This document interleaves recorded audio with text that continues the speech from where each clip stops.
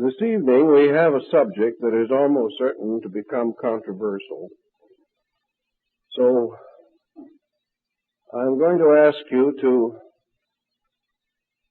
think as quietly and carefully as you can and see if perhaps some of the points that I want to make are really more obvious than you might first imagine.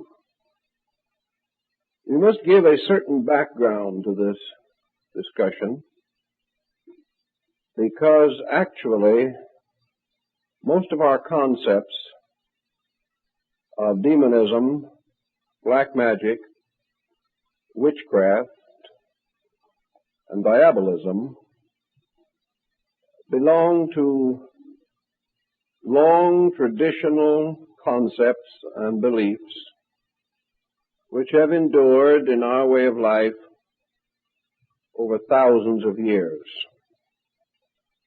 First of all, I think we should make one rather important differentiation. Most of the demons of antiquity were comparatively respectable creatures. The ancients believed that there were in nature spirits both good and bad. Good spirits they called gods, or in nature worship, kami, or elemental beings. Evil spirits they regarded as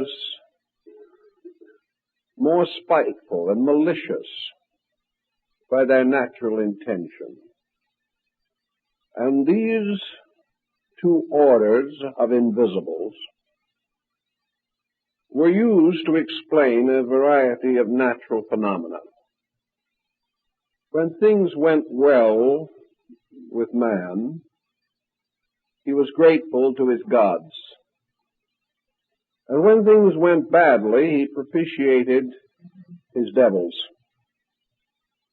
For he assumed at an early time, and apparently quite sensibly, that God and the subordinate deities that attended the Supreme Being could not be the cause of evil. Yet as a mortal physical creature, man experienced certain disasters which he called evil. He found himself plagued with circumstances destructive to his happiness, his health, and even his life.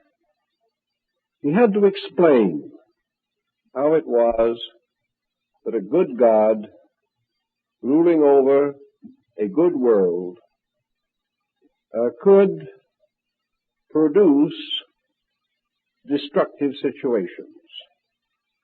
To meet this need, orders of beings subordinate to deities, but still by nature malicious, were conjured into reality.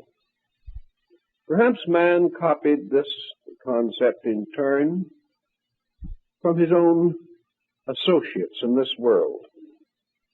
He discovered what we all find, that some of our associates are nice people, and some prove treacherous or destructive. Some of our friends are faithful and others faithless. It appears that certain phases or aspects of our way of life are protective and others are destructive. And today we explain these differences on moral or ethical or cultural or legal grounds, but still we are faced by these two parallel lines of occurrences, one helpful and the other hurtful. Going back over the history of primitive demonism, we note that nearly all of the so-called destructive forces were regarded as entities in themselves. They were sprites or mysterious little beings of nature capricious and malicious. But they operated almost completely according to their own natures. They afflicted or burdened people because apparently they enjoyed doing these things. Irish folklore is full of mischievous beings who seem to like to play pranks on innocent mortals. Most of these older demons, therefore, were an order of life, just in the same way that the various Greek divinities originated in some region of their own, had their own way of life, and only occasionally came into contact with mankind. This contact could also often be altered. Malicious spirits could be made at least temporarily friendly by offerings and by various gifts and by propitiations, as they were called. It did not seem to occur to these older peoples that these spirits were other than what they seemed to be, some kind of a hierarchy of entities, inhabiting their own worlds and coming in contact with man only on very rare occasions. The second type of spirit that was regarded as hurtful or harmful was the individual who died with great evil or great hate in his heart. If we wronged someone terribly and he died, we conceived that he might haunt us. Perhaps this haunting was mostly the voice of our own conscience. We may have realized that this person went out of this world injured by us, and that perhaps had he a survival after death, he might resent this injury and continue to avenge it from the other world as he might have liked to do it from here.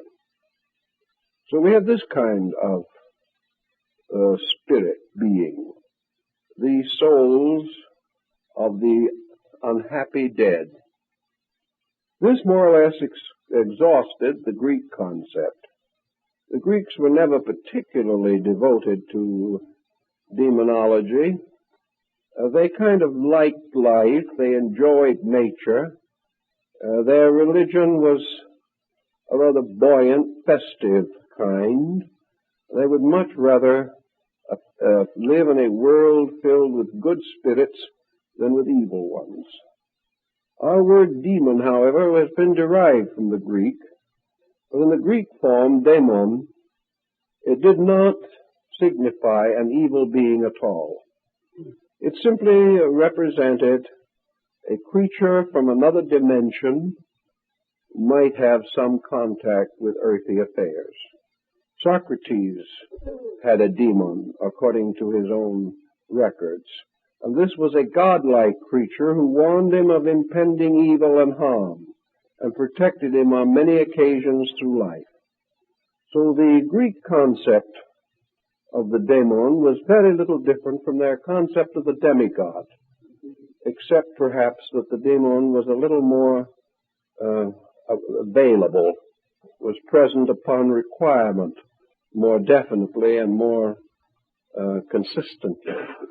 We have practically no records among the Greeks, for instance, that they ever tried to use one of their spirits to harm any other person. These spirits were protectors and guardians and friends. But there were orders of spirits that were by nature inclined to be malicious or meddlesome, but the Greeks generally handled those rather successfully by putting out a little bowl of food or offering a prayer or making some little promise that they would do a favor for the spirit if the spirit would be kindly to them. It was rather a childish state of affairs and never got very much beyond that point. Among Oriental nations, there is an elaborate study of demonism of all kinds. But I rather suspect that we have been somewhat over-influenced by missionary reports. I think the demonism of Asia was very much like that of Greece. I know that today in Asiatic countries there is very little fear of evil spirits, even where they're believed in. They are not regarded as being particularly dangerous. Japan has its little oni, its little goblins, but if you want to get goblins out of the house for the year, all you have to do is throw some beans at them at the Setsubun festival, and they depart for the rest of the year. They're really not very tenacious or especially difficult. I saw a book of Japanese paintings not long ago called Recreations of Hell. It was a delightful little thing which would indicate that the oni, or spirits, were more or less unionized or something of that nature, and that in their spare time they went fishing, had picnics, and gathered in some quiet bamboo grove and drank sake together. This seemed to be about their principal activity. Now, in almost all countries where Buddhism has been introduced, we have the same consistent story, namely that the Buddhist teachers immediately converted the demons. Demons just didn't have a chance where Buddhist missionaries went out. Even in Tibet, when Padmasambhava converted the country, he converted all of the evil spirits, and they all became good Buddhists, and they became servants of righteousness ever after. The only function that was left to them was the right to just groan and grumble a little bit and perform just a few little examples of their powers in order to sort of frighten people back on the straight and narrow road again. They became helpers whose only remaining function was to warn people against being bad. Now, this situation also seems to follow in many other parts of the world. China is supposed to have had more demons than all the firecrackers in Asia could frighten away. But again, these demons did not seem to be particularly ferocious. We have many representations in painting and carving of the most horrible scenes of demons punishing lost souls. But no one really seemed to pay much attention to it, and there's no indication that it improved the virtue of the people to any appreciable degree. These ideas just didn't sink in. The native attitude just was not appropriate to it. The general way of life was essentially, well, you can't say happy exactly, because many of these people were miserably underprivileged. At least we may say that the general temper was optimistic. People wanted to believe that good things would happen not only in this world, but the world to come. And they also had a deep conviction that whatever their religion was, that their prayers and their mantrams and their various teachings would ensure them against being very deeply plagued by any sinister force. In none of these older countries do we find a kind of demonism in which the demon can stand against God. There is no possibility of rebellion on this level. The demon is a nuisance, principally, represented as perhaps having some minor right to plague unfortunate humans, but even the demon himself rather inclined to repent of his evil ways and depart with very slight encouragement. Actually, I think the Chinese, most of these people, were more afraid of ghosts than they were of demons.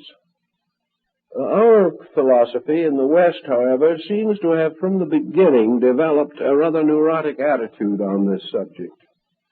In both the Old and New Testament, demonology seems to play a very real and significant part.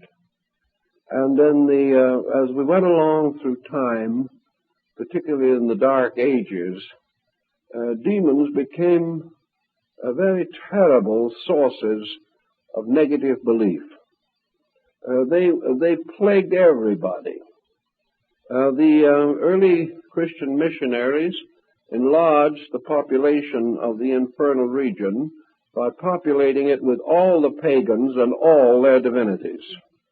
This made it a rather congested area. Furthermore, the early church developed some very aggressive attitudes about how easy it was for a human being to lose his soul. He hardly had to do anything except miss one Mass and he was in trouble. Evil was ever nigh unto him, as St. Paul tells us, and he meant it. And he meant it very literally. And because of this, we see in Western civilization, all the way from the Mediterranean to Ireland, and all the way from the southern tip of Sicily to the most Nordic lands, this very great fear, this almost neurotic pressure in which the individual lived in an almost constant terror of some weird and terrible force. Here again, however, most of the pattern was firmly set upon what might be called demonism in its classical sense. The demon punished sin. The demons didn't bother good people. They had no reason to. But they had a strange and immediate power over sinners. It would almost seem as though deity had assigned them the right to do this. That whenever a person broke the good rules, he was subject to the punishments and afflictions and burdens that the demons would administer as the agents of divine wrath or punishment. The church, however, had its ups and downs on the subject of demonism. Altogether, I think we can say that the general trend of early Christianity was against demonism. It existed very strongly in local areas. It raised considerable trouble and confusion from time to time. But every once in a while, something that was either common sense or a clearer vision of things would always step in and clear the situation for a while. I think that we can say that the demonism, as it was popularly practiced even in Europe, was never really according to the church canons. It was simply something that local peoples, especially the ignorant, the peasants, and the fearful, the neurotic, the psychotic, developed, and which the clergy in turn tried to exorcise with holy water and church candles.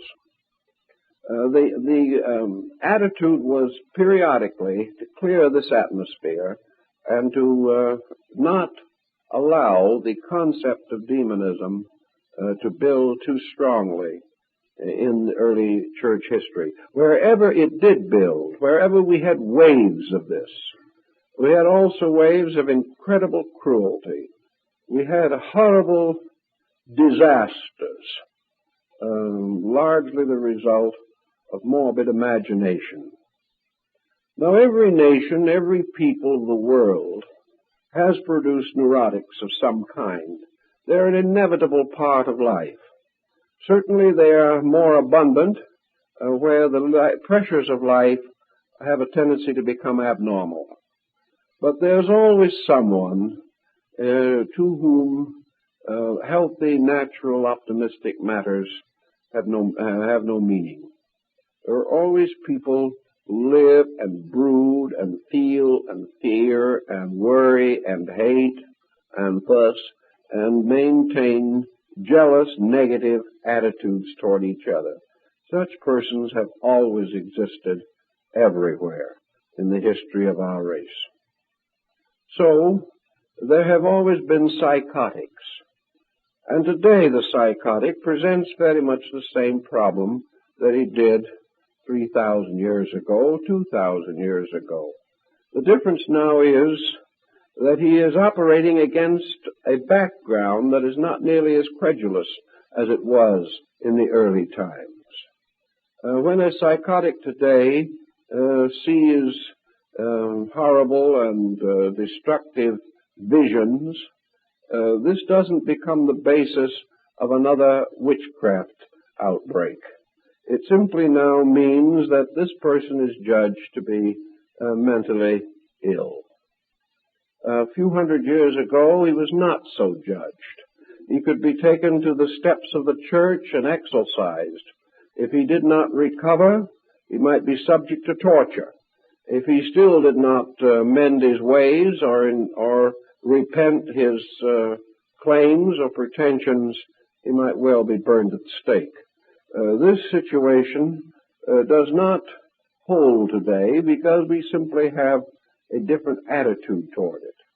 But back 1,500 years ago, when Europe was comparatively illiterate, when almost nothing was known of mental medicine, the hysterical person, the unbalanced individual, the psychotic, was an object of the greatest fear. In different areas, of course, this also differed. Among the Greeks, an insane person was said to be under the protection of the gods and was therefore never injured or bothered in any way. But in Europe during the Dark Ages, any person mentally unbalanced was assumed to be possessed of an evil spirit. Something had to be done to get this evil spirit out. And as we know, in most psychotic cases, there is a distinct lowering of the ethical moral threshold, the individual becoming abusive and profane and even animalistic as a result of mental sickness. It is easy to understand why older nations felt that this person had suddenly become inhabited by some very low and malevolent being.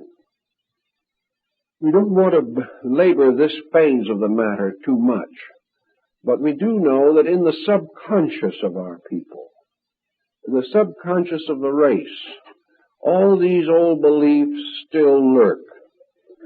We are, even now, unless we are completely materialistic in our attitudes, a little inclined to wonder, to question, to suspect that perhaps some of these old beliefs had validity. Perhaps somewhere around there's something that does have a forked tail and horns that might cause embarrassment at some moment. This belief, because it has come down to us, and because it has survived in many primitive areas of society, even today, requires or suggests considerable thought. First of all, we know that in modern society, demonism as it was practiced or held to be true in ancient times is now almost totally reserved to so-called backward peoples. It is still largely found in isolated, underprivileged areas.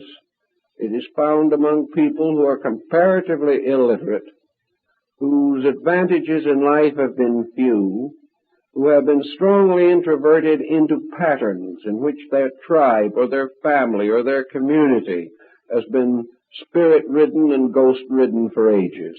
It does not appear too often in what might be termed a level of higher mental attainment. It is limited to primitive areas which should give us some idea as to the real state of the matter. Now, in more modern times, during what has been called the Middle Ages, there appeared another problem that really does not stem from real, honest, good old-fashioned constructive demonism. It is a different brand of this belief, and it has been called diabolism. And diabolism, or black magic, as it has gradually come to be known, indicates or holds the concept that of two things. First, that evil spirits naturally existing can be controlled or brought into the service of a magician, as in the case of Faust, and that this evil spirit will do the bidding of his master for a certain length of time, sign a pact with him, perhaps sign it in blood. In the European museums and libraries there are a number of these original pacts, neatly signed in blood. These pacts bound an evil spirit to man for a time. Usually the pact ended by the evil spirit receiving in payment the soul of the magician. This is the classical pattern and is found in many old works on demonology. But during the duration of the pact, this demon was forced to serve his master, to do anything that his master wanted him to do. Now, in a great many of these old books, we find a very interesting line of thought, which seems to indicate that the demonism actually did arise from older beliefs. For we learn that these demons that were bound by pacts really had no interest in hurting anybody. They were not out trying to make the magician do evil things. Mephisto did not have the slightest interest in advancing the whims of Dr. Faust. Mephisto lived in an entirely different kind of world of his own. As the demon, he represented a debonair personality, worldly wise, sophisticated, attained in all things.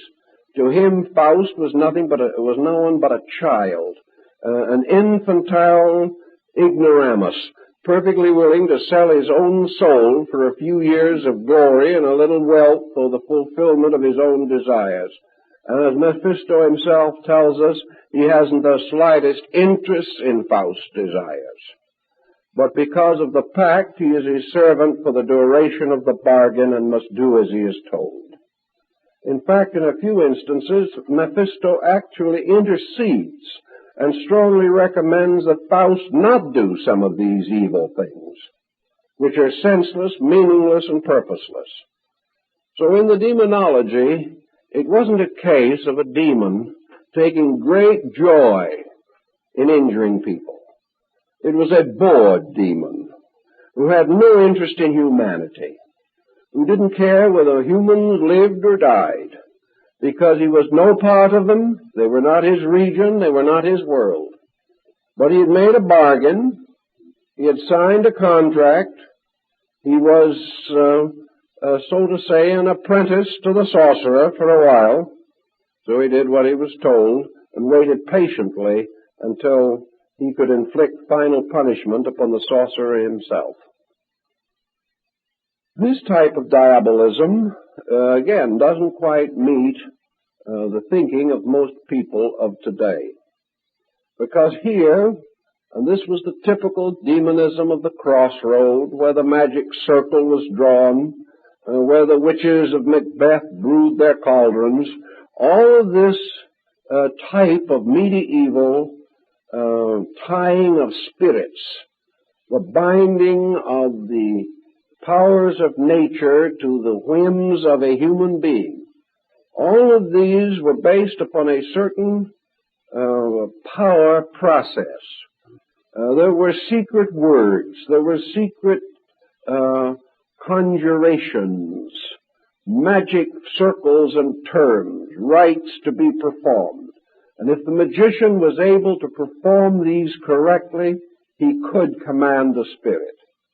And if he could command the spirit, then the spirit had to obey him. And the spirit felt really, as several of the old accounts say. One or two of the spirits do like Asmodeus in one of the early books. Says to the conjurer who has called him out of the misty deep for some nefarious undertaking, "Why have you disturbed me? I have no reason to be here. I don't care anything about you. I don't want to hurt anybody. Why have you bothered me? Why have you said these words of power that now force me to obey you? Because you have the magic talismans, the magic symbols. Why have you done this to me? I don't dislike you. I haven't done anything to you. Why do you insist on binding me to some common human purpose of your own? This was the rather nonchalant idea. It seems to have carried through from the Greek, in which these spirits were simply part of the citizenry of an invisible empire, and really would never bother anybody if humans left them alone. Now, the next phase of the situation takes on a little different coloring.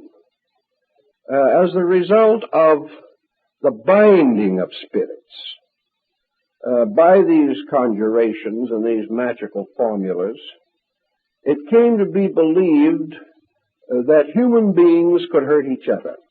This was a very late development in the idea of demonology, that human beings should want to use evil forces to afflict each other. This was not part of the original concept at all.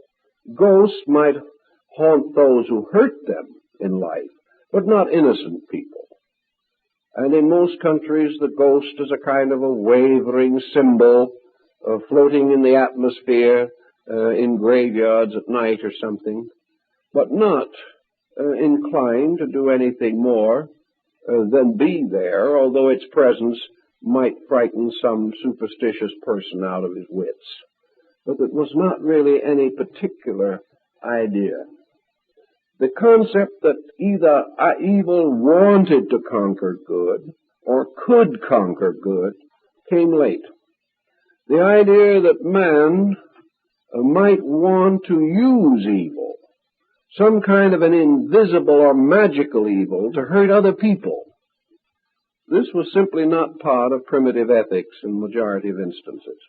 It arises occasionally, but is certainly of the exception rather than of the rule.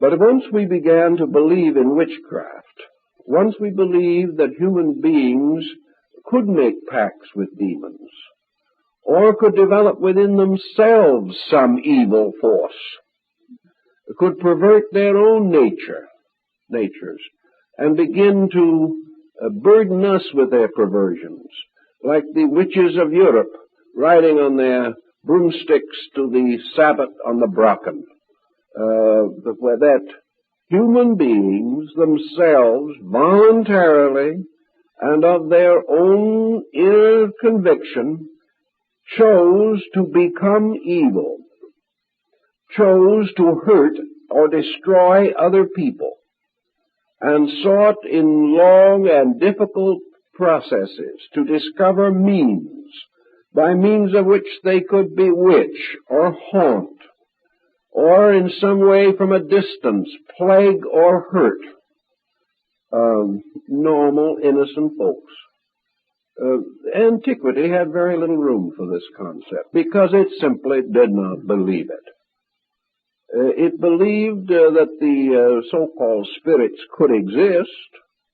It believed that evil people could do evil deeds.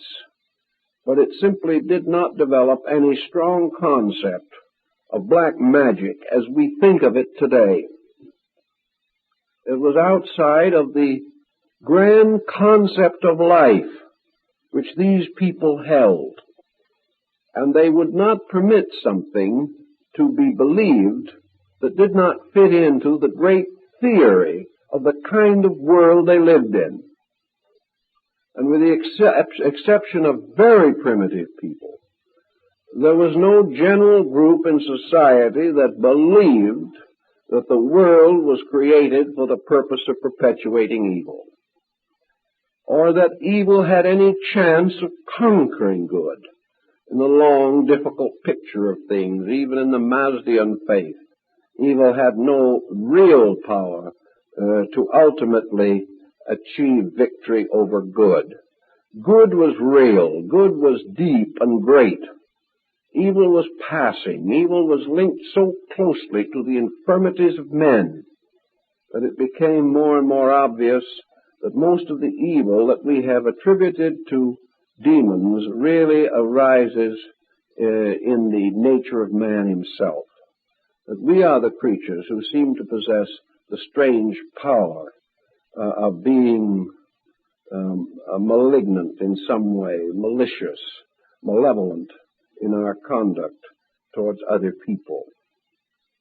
So in the most part, we come down to comparatively modern times, bringing with us all the grimoires of old, the ancient books of magic and spirits, the panticles and talismans of Agrippa, of the old book of the keys of Solomon the king.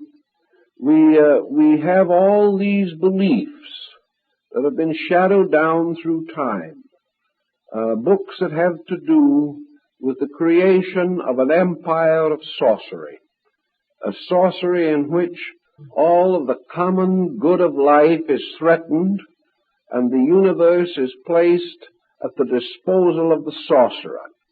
If he can become wise enough, if he can become strong enough, if he can become skillful enough, there seems to be no limit to what he can do to ordinary, well-intentioned, God-fearing people. This concept has lingered on, however, in an extraordinary way.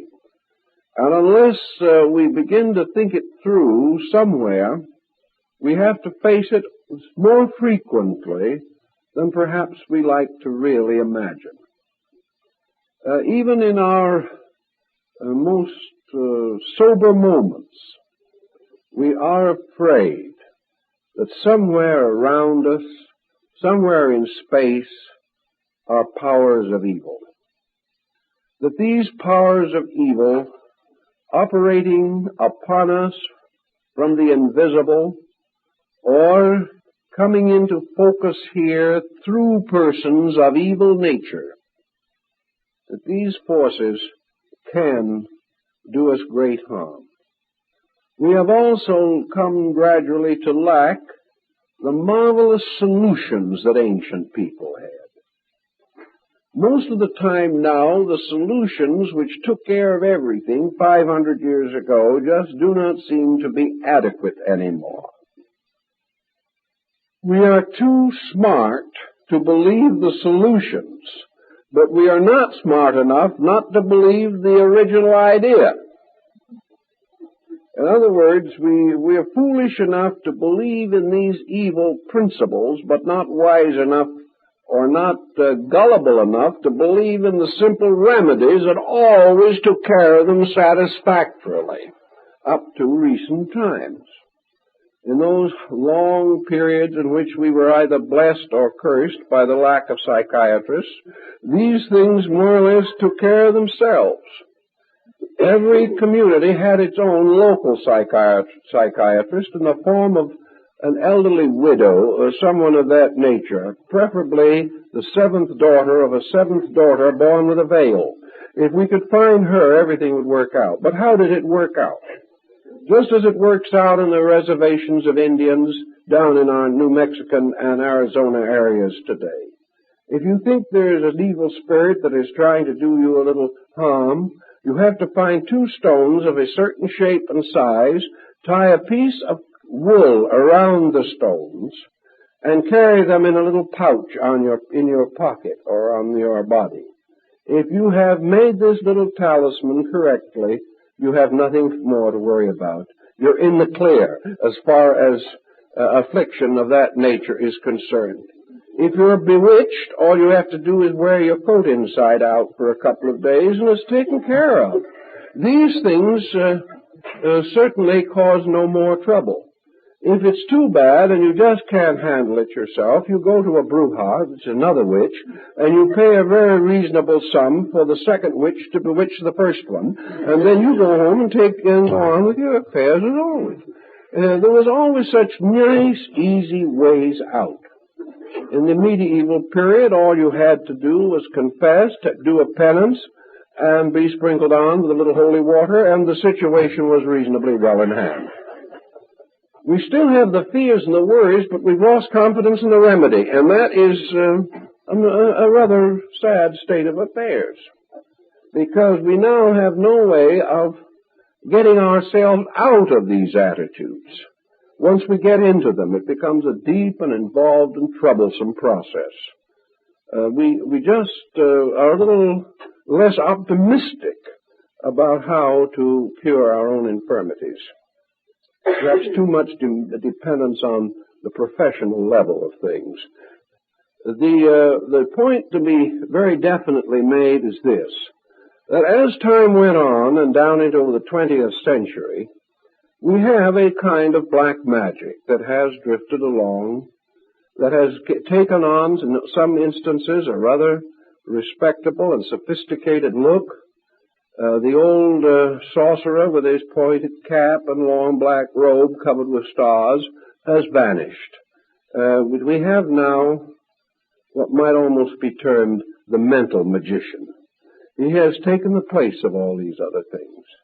But we do still believe that people exist who want to hurt us. We also believe that there are certain persons who can hurt us. And whether this hurting is done by means of chaining a demon, or whether it is done by the natural orneriness of the magician himself, makes very little difference to the sufferer. He actually believes that he is in constant psychic or spiritual danger due to the malicious intent of someone else. Now, that this should be a belief is quite understandable. Our so-called level or veneer of sophistication is pretty thin, and beneath the surface of our so-called mental advancements and attainments, there is still very much of the primitive and very much of the frightened. We all live very largely influenced by fear.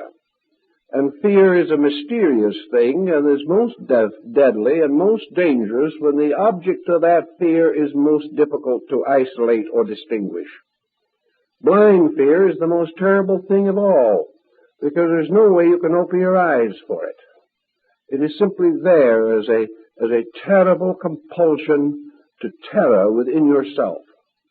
And nothing that man has ever developed in the form of sophistications apparently can touch this basic atavistic anxiety which is within him. So we are all born with it. We all have to struggle with it, and we all have to solve it much as we solve every other problem in life, mostly by common sense, also by building positive beliefs or convictions that are larger than the negative ones. If we would sit down quietly by ourselves, perhaps, and think some of these things through, we would be forced to make decisions. But by the time we are thoroughly frightened, we are in no mood to make decisions. The immediate terror is greater than any judgment that we can be expected to focus on the situation. So the same problem that answers ignorance in every other form must be applicable to this form. The only answer lies in the individual developing within himself positive resources of understanding and insight that simply will not permit him to take on negative and essentially destructive attitudes. And whenever in the history of civilization men have followed strongly after constructive beliefs, demonism has faded out. Whenever these beliefs were themselves compromised and men fell back again upon their terrors, demonism increased again. Therefore, we are reasonably certain that wherever the individual does develop inner resources, he is able to protect himself far better from blind fears. I think that in this particular problem, of course, philosophies such as the Platonic philosophy of Greece and the Buddhistic philosophy of India are of the greatest practical help. Because the individual, if he has some kind of a basic philosophy upon which he can lean, will have a tendency not to fall so quickly into a completely chaotic and unphilosophic point of view. Most students, for instance, of mysticism, metaphysics, and esoteric sciences and arts in the United States now in this century believe essentially in a universe that is ruled over by proper, orderly laws. Most mystics and most of those persons who by nature and temperament might possibly come under the pressure of too much belief in invisible forces in life, most of these people claim sincerely that they believe in a good God. They claim one of two things: either that God is good, or if they're rank materialists, that God does not exist. And if God does not exist, and there is no purpose to the universe, then we have no reason to suppose that evil exists either, because if there is any enduring principle, there is no doubt from all of our observation and reflection for thousands of years that this principle is essentially good. So if we believe, for example, as in Platonism and Buddhism, that this universe is the product of a divine mind, that this divine mind of itself is inevitably and eternally good, and by the very nature of itself produces out of its own nature only good. If this universe, therefore, is a product of divine consciousness and is ruled over by just laws, wherein all the heaven and earth of justice is their place for psychic plaguing of one person by another, something has to be wrong in the picture somewhere.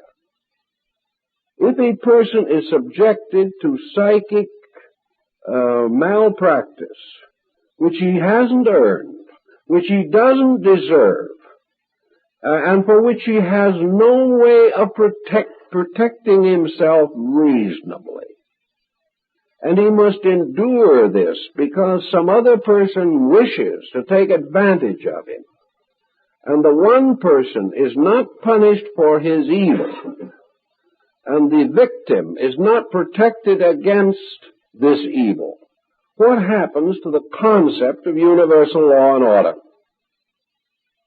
Well, the answer of the afflicted person usually is that the universe of law and order is a long way off, somewhere in space, and the difficulty of the moment is right here.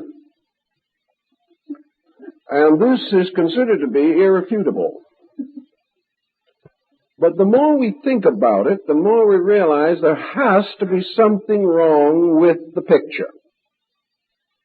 We have to realize that if it were true that by means of the faculties that we are normally endowed with, we are capable of exercising extraordinary malicious influence over other minds, if it is possible for a mind, for good or for ill, to control the life or destiny of another human being, simply because this mind is stronger and the other mind is weaker, and the weaker mind has no defense whatever, we would be in a situation in which the whole world could very well become involved in what might be termed psychic warfare. We would have no out for this situation. In the 1940s, there were probably 300 or 400 million minds. Strong minds, many of them. Minds of persons horribly hurt and injured. Millions of persons going out like the haunting ghosts of antiquity, with all his hatred headed straight at one man, Adolf Hitler. And yet it took the combined armies of the Western powers to finally bring this man to his end in a bunker in Berlin. He was under the most terrible mental pressure imaginable. I personally know individuals who claim to be well up in magic, who were working night and day to destroy him by magical means. All he did was take on some more territory and take another nation over. Hundreds of millions of minds with just cause for the greatest hatred. Didn't get very far with him. What finally got him was himself. The same might be true of Mussolini. The same was certainly true of Joseph Stalin. The probabilities are that almost as great an amount of hatred was turned against Wilhelm Hohenzollern II, who passed a pleasant and quiet old age in Holland. Why?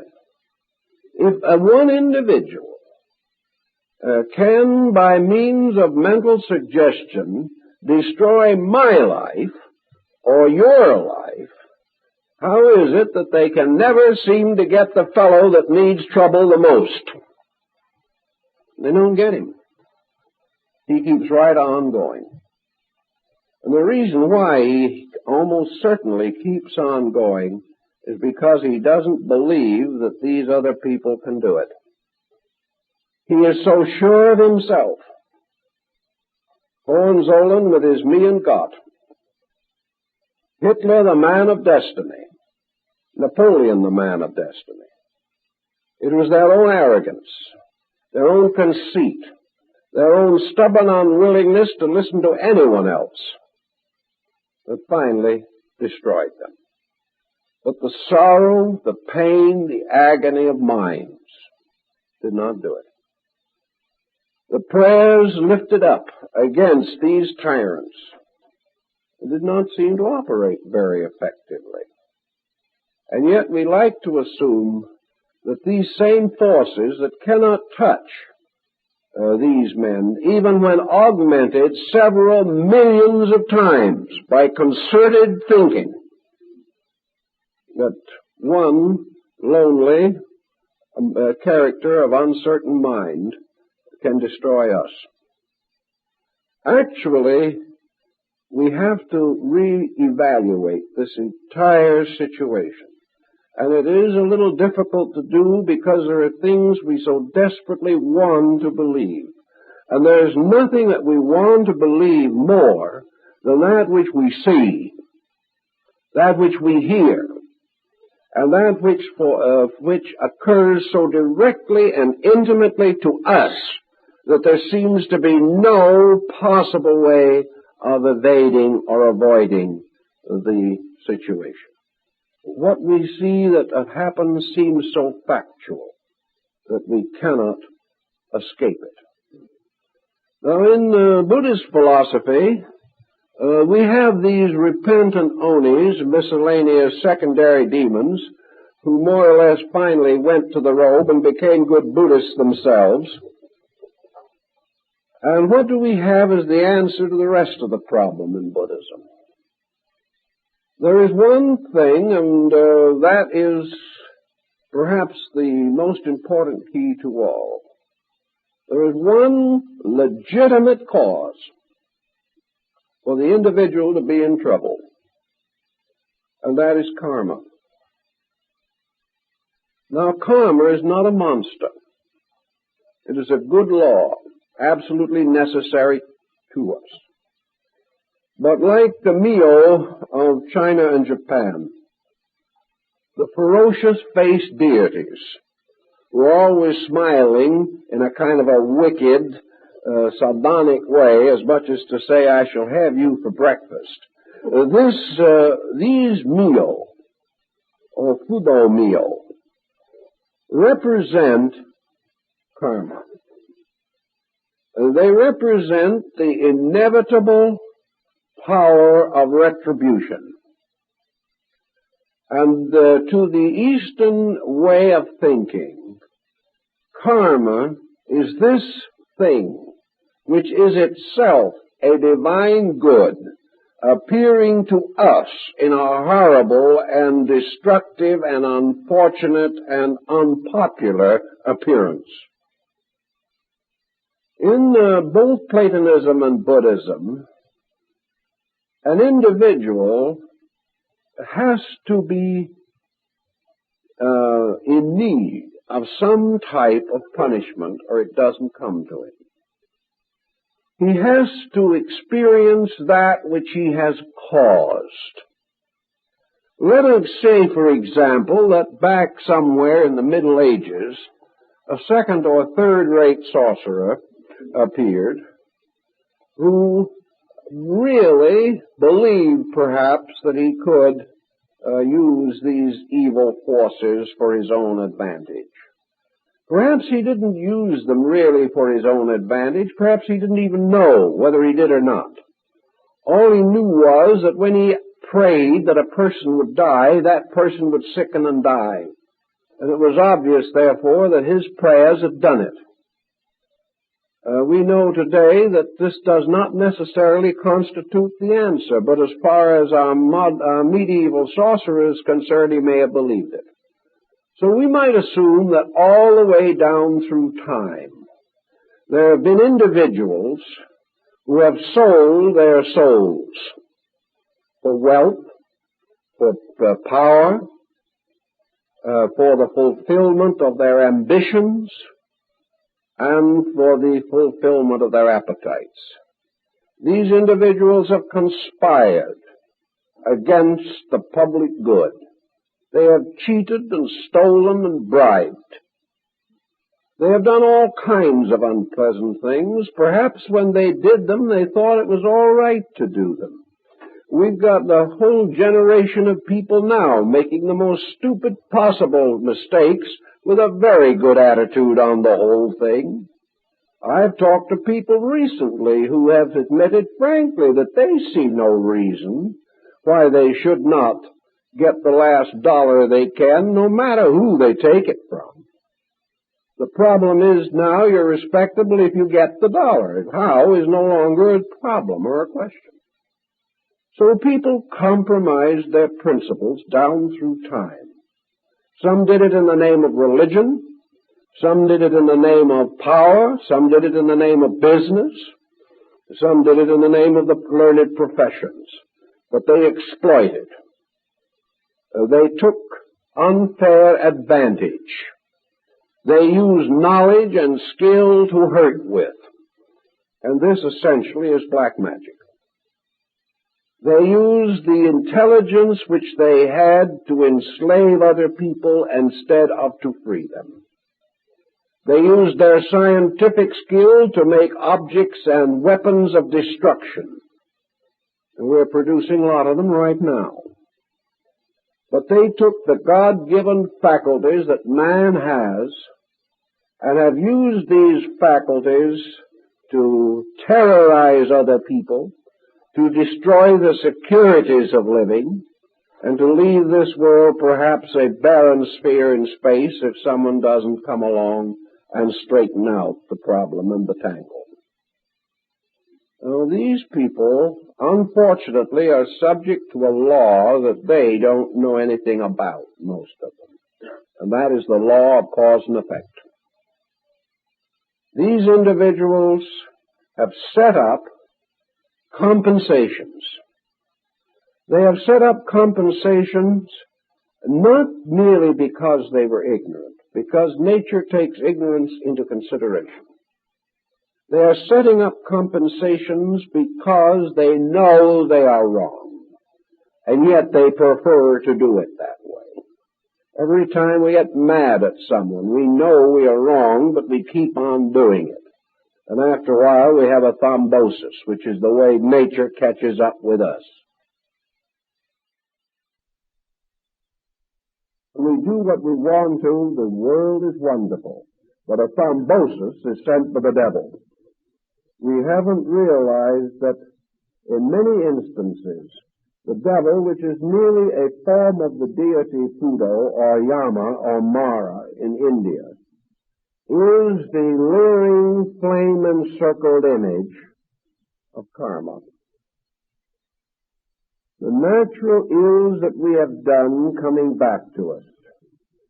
But we remember the words of Mephisto in Faust, when Faust asks the demon who he is.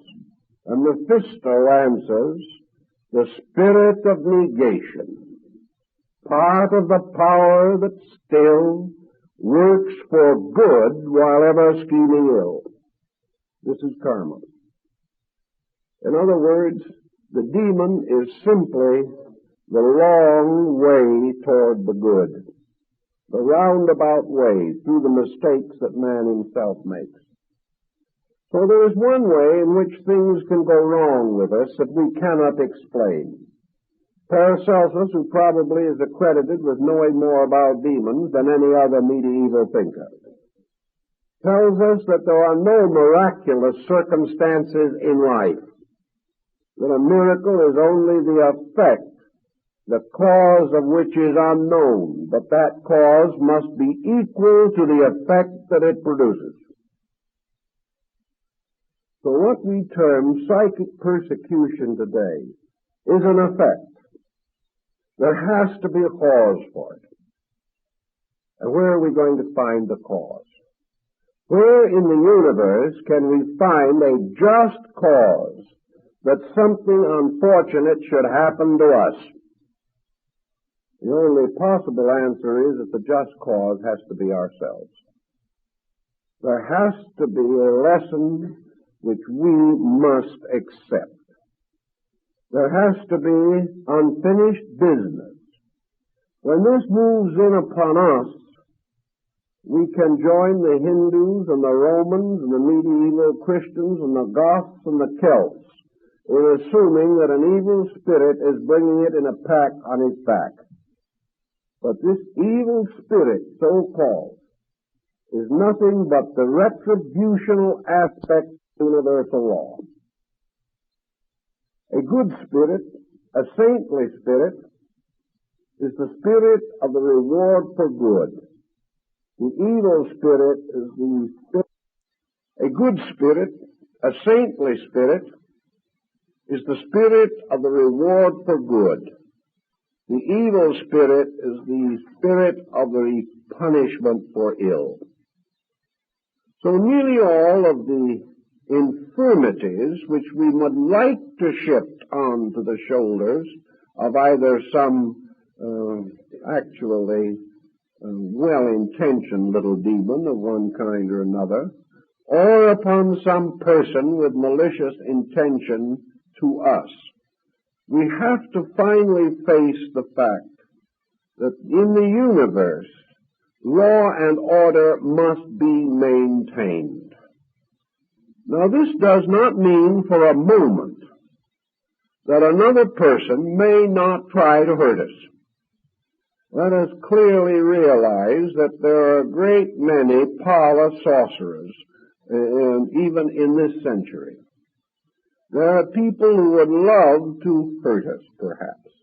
Not many, fortunately, but some. There are certainly individuals who, disbelieving our principles, are praying to God to punish us. Perhaps they have entirely misunderstood and misjudged us, but we are not receiving any constructive mental influences from them.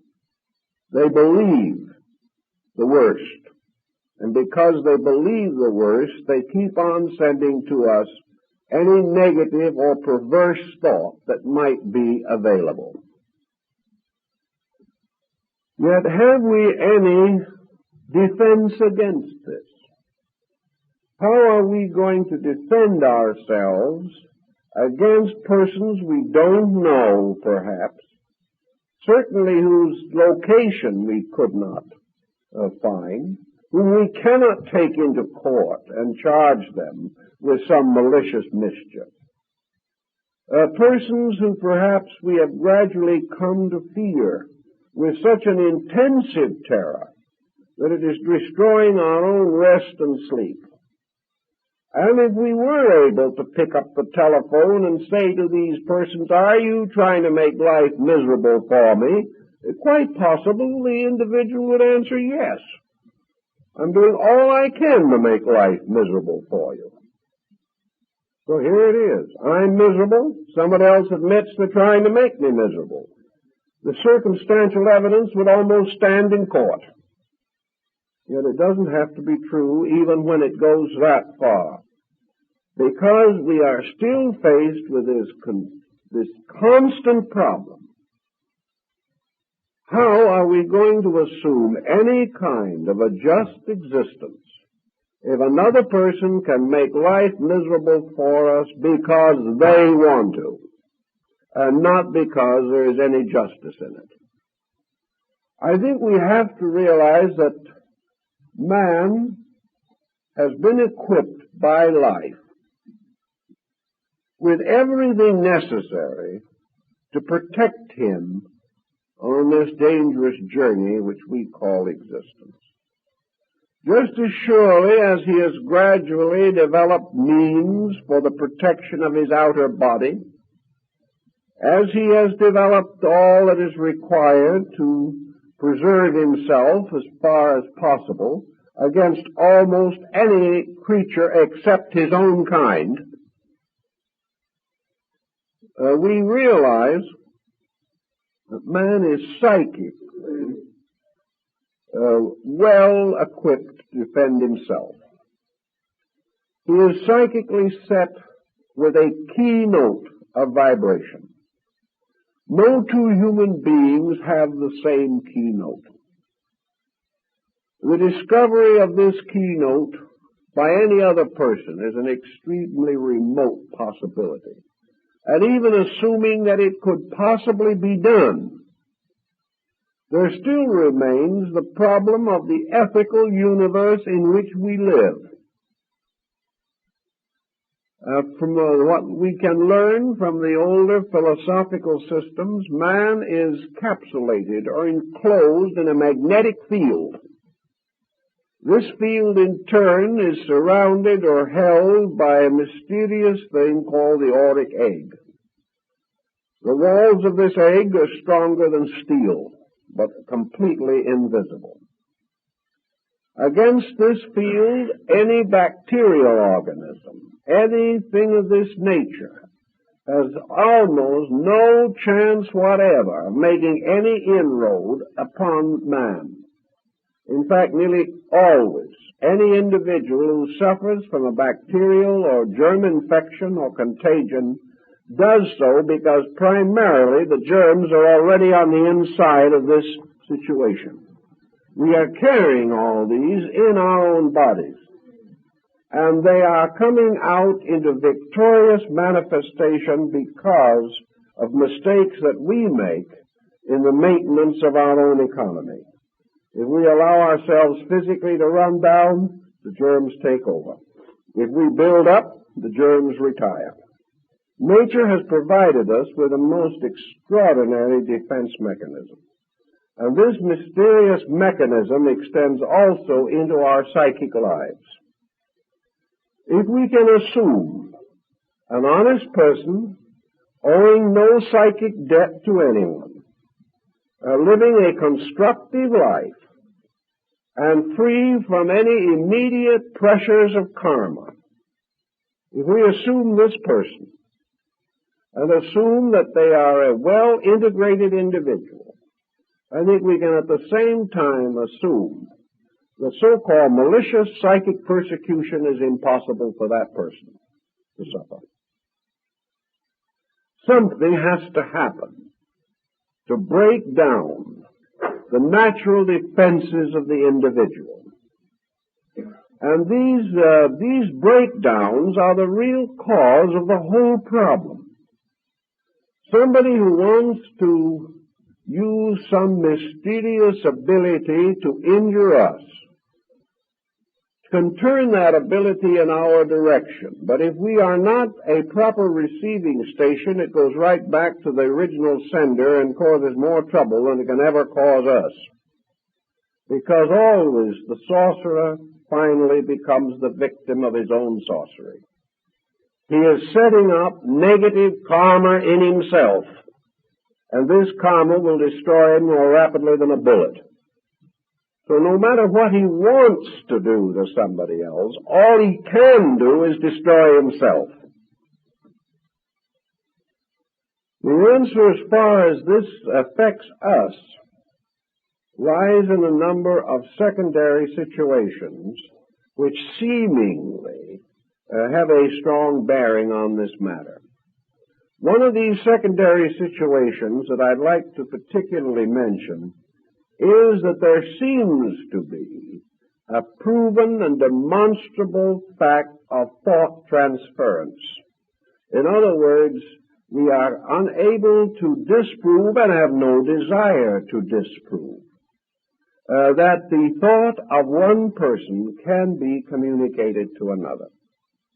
I think we will find as time goes on that this power will increase with man, and that in time it is very possible that the principal form of communication will be by thought transference.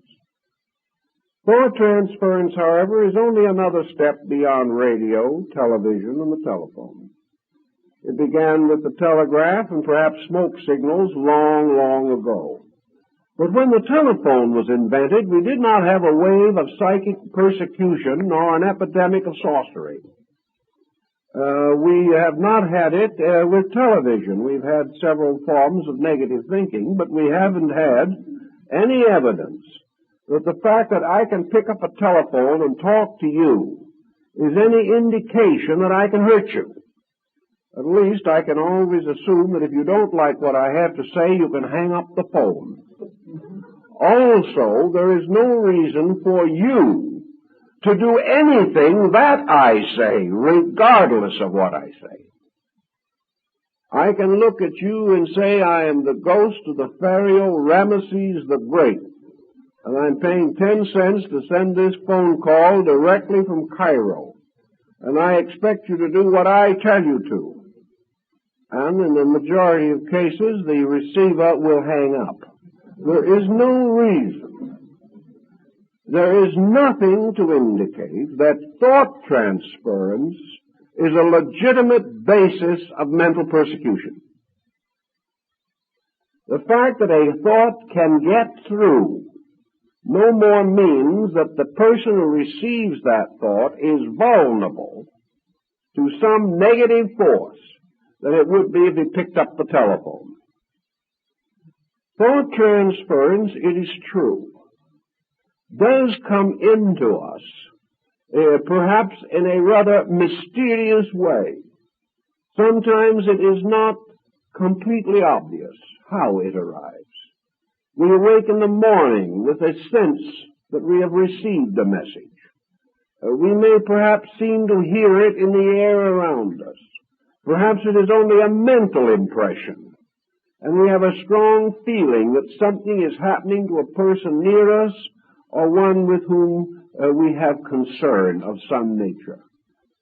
Tragedies to loved ones, danger to family and children are very frequent causes of this thought transference, and it is quite frequently associated with the death of a person at a distance. I have gone over hundreds of these stories and records. They are on file in many groups and appear in many books if you want to spend the long time necessary to dig them out. But I haven't read one account in which this kind of thought transference carried with it any overt moral persuasion to do anything. At the time of the death of Lord Nelson, Lady Hamilton received at the moment of his death the clear impression of his death. She knew that he was dead. But this was not accompanied by any effort on the part of Nelson to indoctrinate her with anything, hurt her, injure her, or over-influence her.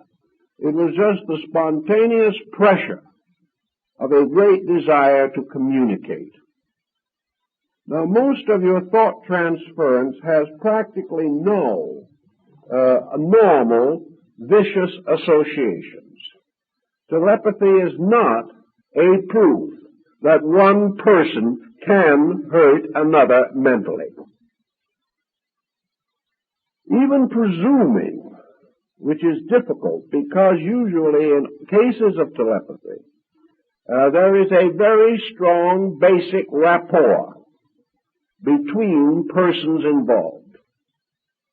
But even presuming that an individual with evil intention was able to send a thought of a destructive nature, it still must pass through the consciousness of the receiving person, who has at every step of the way the right to resist it, the right to deny it, the right to declare it invalid and unsound or evil, and therefore to refuse it or to decline it completely. There is no way in which this can be prevented, unless, of course, the person who receives it secretly wants to do what this thought implies. But there is very little probability of transmission on this basis anyway, because we find always that the necessary rapport is sympathy. Hatred is no ground for sympathy. Evil is no ground for sympathy. There is no sympathy between an evil person and a good person. Therefore, the sensitivity necessary for normal communication simply is absent. In addition to these circumstances, we do know that very often, by study, that individuals who claim to have been negatively over-influenced have really, actually, been induced to do that which they have secretly wanted to do, but which they have not wished to acknowledge that they wanted to do, and would prefer to pass the blame on to someone else. If we want to assume for any reason whatever that in spite of all these situations, there still appears that we are subject to some kind of negative, destructive force, then I think we should give two areas very definite and complete study and consideration. One is the fact that we are all carrying unfinished karmic business. That it is perfectly possible that at any moment we can stumble over something and fall on our faces. It is perfectly possible that someone will back into us on the road. It is possible at any moment we could have a heart attack. It is also possible that at any moment our business affairs or our various activities in life might be disturbed. It is perfectly possible that our children will not be sympathetic, that we will have friends alienated, that we will suffer many kinds of personal, psychological, physical, neurological infirmities. These are quite possible. No sorcery is necessary in cases of this kind. And this is particularly true where the individual is introverted, hypersensitive, highly nervous, worrisome, or potentially neurotic. Thus, looking around desperately for an explanation for why something happens to us, it is not necessary to have this other sorcerer somewhere in the background as the probable cause of the trouble. It's not impossible that somebody might like to. There are groups in this country at the present time that are teaching various genteel forms of sorcery. They are teaching all kinds of strange beliefs. Some of them are very secret and very strange. Even in New York at the present time, you can buy in open stores various preparations to be used for magical purposes to overcome your enemies, to create love filters for various reasons or other. And as I think I have mentioned here before, you can buy what is commonly known as the 2-pass powders, by means of which you will be guaranteed to throw 2 sevens in a game of dice. These things can be bought today and are sold in great quantities to people who certainly should know better, but never will.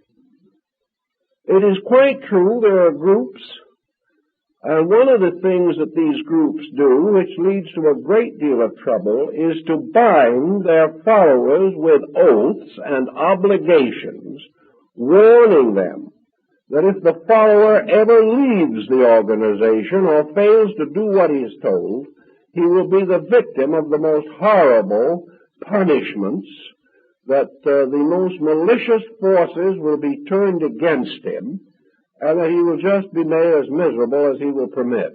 This is actually done, and it is done by groups that claim to be overflowing with brotherly love and Christian fraternity. It is also quite possible for an individual who finally leaves such a group and has this in his subconscious to assume that his difficulties from that time on are due to this persecution. There are also groups that teach various kinds of development exercises, and do it all the time, by means of which the natural nervous system can be very seriously disturbed. The problem can involve a great many different practices which are essentially harmful to the normal function of the body and may consequently set up situations in the nervous system that can lead to exaggerated psychic phenomena, hallucination, and things of this nature. There are also groups that are every day actually teaching various forms of auto-hypnosis, assuring the followers that these are advanced courses in yoga, when all the individual can ever get of a yogic nature is what he hypnotizes himself into believing that he has got. This is going on every day. And a certain type of individual will always fall for it. When he gets into this miraculous blunderland in which all common sense is lost, in which everything that might make law and order evaporates, it is perfectly possible and even reasonable that he should begin to suspect the atmosphere to be simply filled with sprites and monsters, that everything around him is filled with maliciousness, because so many of these practices and theories and stories are themselves essentially malicious. Anyone who would curse somebody for leaving a certain organization isn't fit to have an organization, but there's some of them that do. This type of thing causes a great deal of negative anxiety. And when the natural problems of karma step in, this can have a very definite effect upon the individual, because it is certain that there's only one kind of karma that is suitable for a person who has tried to over-influence someone else, and that is to believe that somebody else is trying to over-influence him. He has caused sorrow in this area, and it is in this area that he must pay for that mistake. And in one way or another, people are constantly trying to over-influence each other. Therefore, this type of situation is not especially rare. And if it happens to arise from some karmic background in which the original pattern was set down 300 or 400 years ago, the person today does not see the justice of it or the value of it or the meaning of it in his present embodiment. But he passes through these experiences by which he gradually learns the sacredness of the rights of other people to take care of their own affairs. So out of the peculiar juxtaposition of two circumstances, it has come to be assumed that these circumstances are related. It has come to be assumed that the individual who joins some organization for a doubtful reason coming under some form of unfortunate situation as the result of sojourning, then proceeds to suffer from the very conditions which his own consciousness have opened him to. Also, the combination of the fact that gradually he has lost the power to discriminate. He has sold out. And if we sell out to anything, we're in trouble. If we sell out to a political party, the country's in trouble. If we sell out to some theological sect, it may finally compress us and limit us until it destroys our value. Anything that we sell out to will turn on us and hurt us. So we have all kinds of things also that motivate people into various so-called esoteric situations. Probably one of the greatest and most common of these motivations is simply that the individual is looking for a reason to be alive. These people may be lonely, neurotic people. They are people who desperately want to be important, and to them all kinds of esoteric matters contribute to importance. The individual who has never been able to influence himself correctly will love to influence the rest of humanity. So these people trying to find interest in life, trying to find forgetfulness to their various limitations, trying to get new areas of influence, trying to buy their way into a valuable life, trying to develop powers which will enable them to accomplish mentally what they have no desire to earn physically.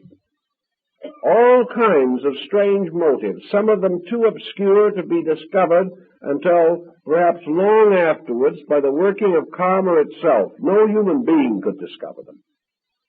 But all of these negative motives, all of these unreasonable attitudes, all these sellouts, in which the individual compromises his principles for some concept of gain, all these come back. And it looks to the individual that the very persons with whom he has previously worked have turned on him. Perhaps they would like to, but they can get nowhere unless within his own nature he has broken down the patterns of integrity and opened himself to karma.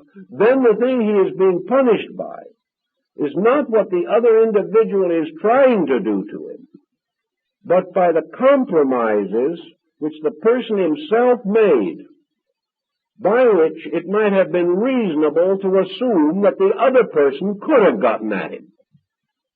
But the individual is haunting himself. He is doing it in 1,000 different ways. And his old ego, which has been carried with him for many embodiments, is still struggling to unload its toxic load of karma. And if this load of karma in some time or other meant that we had tyrannized, and in some way we have to experience the payment for this, then we shall be the victims of tyranny. Whatever cause we set in motion, if somewhere in long ago we prayed the gods to afflict somebody else, we will sometime awake and think we hear someone else praying the gods to afflict us. I've actually had people come into my office here and ask me if I wouldn't pray for the death of one of their relatives so they could inherit his money.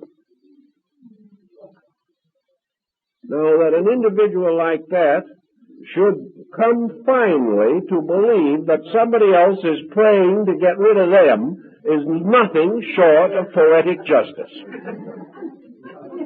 It is not a sign that the bottom is out of the ethical universe. It is not a sign there are no laws in nature. And there is certainly not a sign that good people can be the victims of bad people. Buddhism and Brahmanism and Hinduism all teach that another man can take our body. We can be killed. We can be shot. We can be stabbed. Or we can in time simply die from natural causes. Our physical bodies are vulnerable. They belong to this world, and they can be taken from us by the various incidents and accidents of life. But to all these systems, this is not important. Actually, the only thing that is important to man is the integrity of his own consciousness. While he is able to keep this, the rest of his fate and destiny are secure. There is nothing else that he need to fear. There is nothing that he can successfully fear. And there's nothing that fear can do for him except make him sick. Therefore, if a person finds themselves in this kind of a situation, where they think that they are the victims of some malicious mental force being turned against them, let them always remember certain things. That whether such a force exists or not, the fact that we believe that it is doing this to us can do us the greatest harm. Also, most metaphysicians of even the traditional school tell us frankly and firmly, and have said so again and again, that if we change this believing, if we return only good for evil, if we return only strength against weakness, if we reply only in the most constructive way to any seeming circumstance which is incomprehensible to us, we are then, by every level, every count, and every theory, doing the greatest possible good for all situations concerned.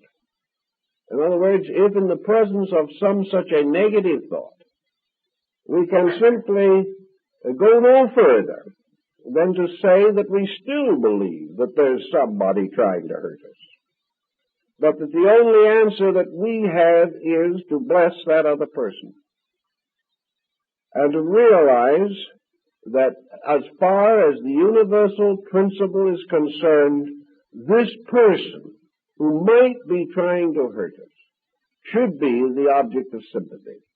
They're the one in trouble, not us.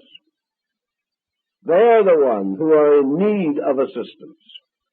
For the moment, for any reason, we wish to hurt another, we are in the most desperate danger ourselves, not because of the fact that we are opening our natures to some strange, infernal, perditional punishment, but simply because this type of thinking sets up psychosomatic patterns within ourselves which will destroy our bodies, minds, and hearts.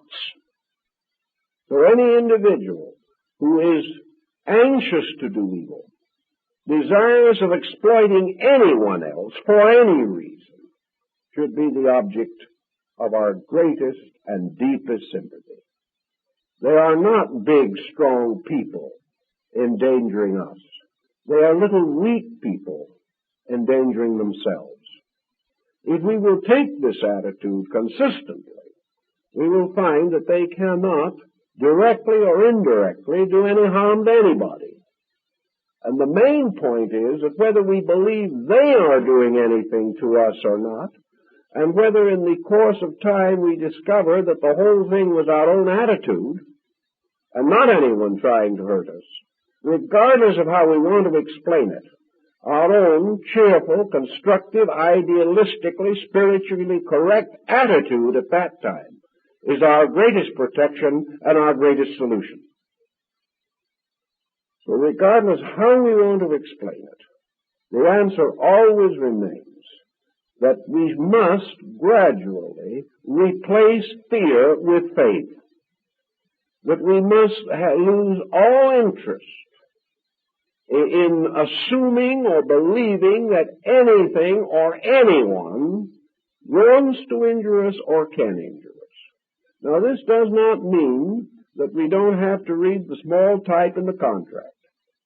This does not mean that physically we are not subject to the common laws of the practices of our times. But it does mean that in things relating to spiritual matters and to religious matters, the individual is absolutely safe as long as his own attitudes are absolutely constructive. As long as he knows firmly and completely within himself that he is setting in motion known negative psychic forces, he can be perfectly certain that no one else can hurt him, but most of all, he will not hurt himself. And if this attitude is really appreciated and really understood, really worked with, there would not be a great deal of black magic in our generation. Because black magic is not just something that another person can practice on us. Black magic is something we can practice on ourselves. Black magic arises the moment we try to solve the problems of our own experience negatively. The moment the individual believes in the reality of evil, he is just as much practicing black magic as the individual who turns the force against someone else, because he is now turning negation against himself. And he is certain ultimately to frighten himself out of his own wits. Now, there are many episodes and incidents described of the raising of spirits on crossroads late at night. And these spirits have been occasionally seen. And any Irishman could tell you they can be seen any time. All you have to be is a good Irishman to see them.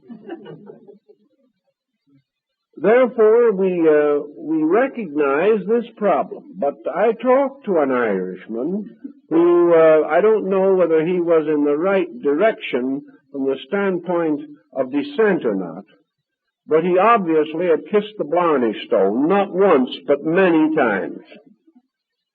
And we talked about it one day. He said, yes, Ireland is full of spirits.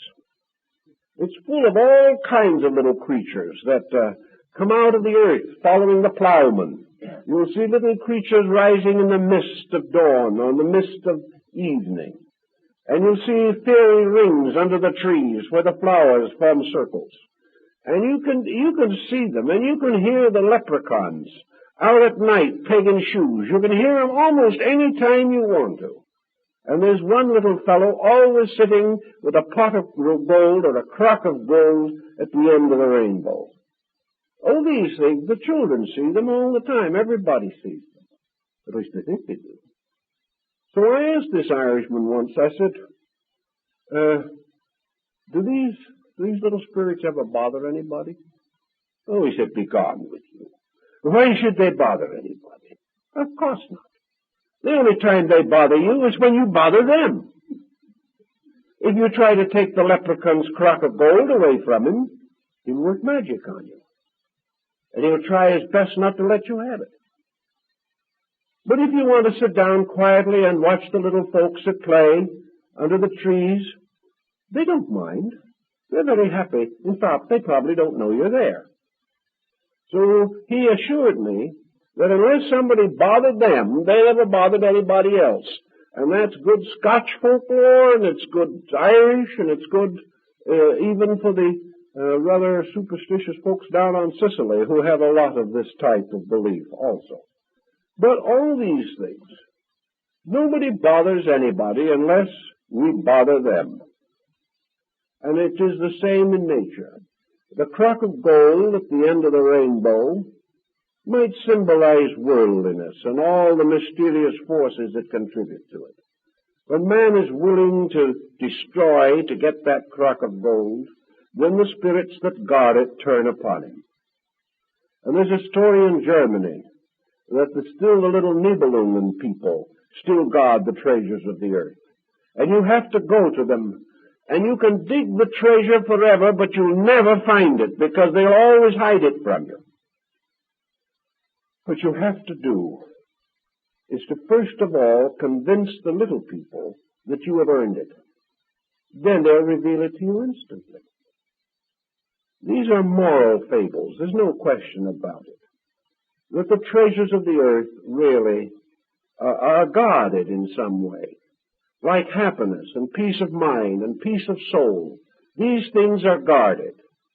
And perhaps there are little spirits as the Greeks saw them, or the Roman Lares and Penates. And these little spirits are the guardians of things to protect man from ever having what he doesn't deserve. And they're wonderfully wise at it. And the man who wants wealth without earning it considers these little spirits demons, because they stand between him and what he wants. But everywhere the little people, according to the old legends, are kindly and friendly spirits. And if human beings, with so many other superstitions that are not worth anything, would add perhaps one that is worth something, and develop the simple superstition that the air around them and the earth beneath their feet and all the elements in which we live and all the natural resources with which we are surrounded, that all of these things are naturally good. Whether we want to assume they have spirits with them, we don't know. That isn't important. But that whatever there is beautiful, is good, and is kindly. And the unknown and the unseen are only the extensions of this. That a thing doesn't suddenly become bad because we can't see it anymore. But that space far out is no more peopled with evil than the glens and the fens of Ireland. That these things are merely the unknown, unconquered universe of realities extending on and on, filled with law, filled with beauty, and filled with good.